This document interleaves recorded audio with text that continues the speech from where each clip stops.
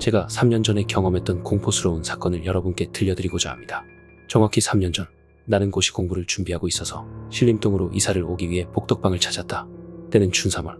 조금 쌀쌀한 듯 했지만 봄내음이 공기 중에 떠돌아다니던 그때 복덕방 주인 아주머니가 어느 2층에 있는 15평짜리 빌라를 보여주셨을 때 난 모든 조건이 좋은데도 불구하고 선뜻 계약하고 싶은 마음이 생기지 않아 망설이고 있었다. 왜요? 뭐가 마음에 안 드는데요? 건물도 새 거고 위치도 좋고 이만한 가격에는 절대 못 구하는 집인데. 그 물음에 대답하기 위해 내 머릿속에 맴돌던 느낌을 말했다. 집 분위기가 너무 삐딱해요. 복덕방 아주머니는 그때 되게 웃으셨고 주인에게 전화를 하시더니 깎아줄 테니 당장 계약을 하자고 했다. 집주인이 오셔서 선뜻 보증금을 1,000만 원이나 깎아주셨고 월세도 10만 원을 깎아주셨다. 나는 너무 좋은 조건에 뭔가 그 집이 석연치 않다는 느낌이 있음에도 불구하고 그날 계약을 했고 그 다음날 이사를 왔다. 이사한 날 옆집 아주머니가 아이고야, 드디어 집이 나갔네.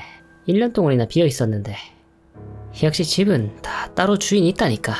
난 그냥 아주머니가 좋은 말을 해주신 거라고 생각했다. 집은 외형상 아무 문제가 없었다. 하지만 문제는 처음에 이 집을 처음 봤을 때와 같이 뭔가가 삐딱하다고 느끼는 데에 있었다.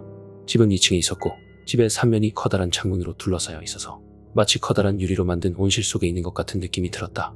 집 밖은 자동차의 소음으로 매우 시끄러웠지만 집에만 들어오면 고요해서 내 숨소리가 너무 크게 들려 내가 숨을 쉬는 게 불편하기까지 했다. 집은 큰 방 1개와 작은 방 1개 그리고 주방 겸 거실이 있었는데 거실과 작은 방은 커다란 유리로 된 미닫이 문으로 경계를 이루고 있었다. 이사한 뒤 한 달쯤 됐을까? 나는 공부방으로 쓰던 작은 방에서 밤늦게까지 공부를 하다가 침실인 큰 방으로 가기가 귀찮아 그냥 작은 방에서 이불을 펴고 누웠고 곧 잠이 들었다. 얼마나 잤을까? 나의 목 위로 물방울이 떨어지는 느낌에 나는 어렴풋이 잠이 깨었고 아이씨, 이거 뭐야?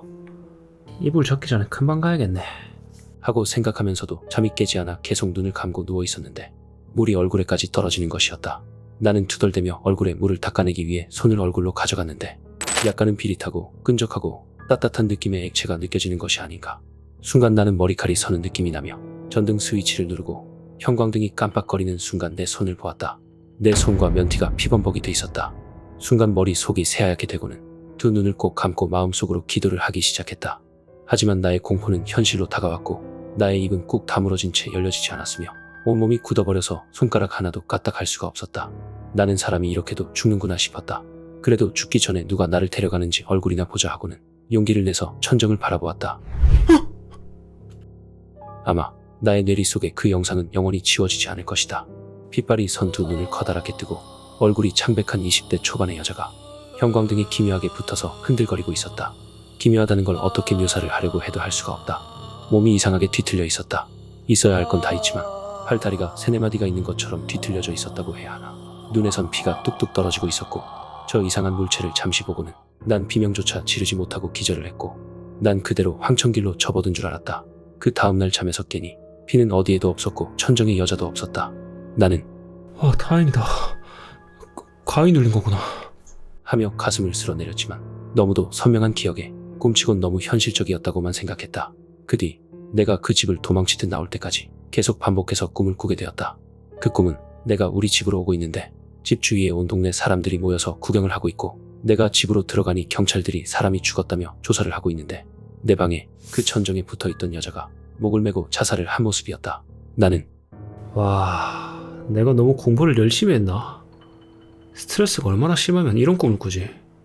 라고 생각하고 졸업한 학교에서 심리상담도 받아보고 병원에 가서 건강검진도 받았지만 너무나 건강하다는 결과를 받게 될 뿐이었다. 그래서 그냥 꿈의 존재는 무시하기로 하고 살고 있었는데 어느 날 낮에 부엌에서 설거지를 하고 안방으로 가려고 하는데 작은 방에 열려진 문 옆에 누군가가 서 있는 것이다. 난 도둑인가 싶어서 깜짝 놀라서 소리를 지르려고 했는데 그 모습이 연기처럼 사라지는 것을 보고 너무나 놀라서 그 자리에 주저앉고 말았다. 야, 내가 몸이 얼마나 약하면 대낮에도 저런 헛것이 보이지. 나는 그날로 한약을 지어 먹었다. 그러고 얼마 후 나는 정말 보지 말아야 할 것을 보고야 말았다. 작은 방에는 내 책상과 듀오백 의자가 있었는데 의자가 회전식이라 내가 공부를 하다가 일어날 때 의자를 돌려서 일어나서 거실로 나오는 습관이 있어서 의자는 항상 거실 쪽을 향하고 있었다. 그리고 작은 방의 방문은 항상 열어놓고 살았다. 그날 대낮에 나는 부엌에서 물을 마시고 큰 방 쪽으로 걸어가다가 내 의자에 앉아있는 그 여자애를 정면으로 보고야 말았다. 마치 시체를 의자에 앉혀놓은 듯 축 늘어져서 고개를 푹 숙이고 두 팔을 팔걸이에 걸치고 그 여자는 그렇게 앉아 있었다. 내가 그 모습을 보고 있었던 게 몇 초였는지, 몇 분이었는지, 몇 시간이었는지 나는 모른다. 시간이 멈춰버린 것 같은 느낌 속에서 내 머릿속에 스친 생각들은 내가 전에 본 게 헛것도 가위도 아니었네. 이 집이 처음부터 이상했던 게 저 여자애 때문이었네. 그 뒤로 나는 내 의자만 보면 소름이 끼쳤고 그 의자를 결국 친구에게 줘버렸지만 3년이 지난 지금까지도 집안에 의자를 들여놓지 않고 살고 있다. 그리고 그 집에 그 여자가 살고 있다는 것을 확인한 뒤로 도저히 살 수가 없어서 이사를 하고야 말았다. 이사하는 날 주인 아저씨께 그 집에서 무슨 일이 있었는지 여쭤보았는데 아저씨는 내가 이사 오기 한 달 전에 그 집을 사서 자기도 모른다고 말씀하셨고 계속 캐묻는 건 실례인 것 같아서 더 이상 묻지 않고 그 집을 나왔다. 그때 기묘하게 뒤틀려서 흔들거리는 형광등에 붙은 그 장면. 지금 이 글을 쓰는 순간에도 난 타자를 치는 양팔에 소름이 돋는 걸 느끼고 있다. 내가 잠시 살았던 그 집엔 도대체 어떤 사연이 있었던 걸까?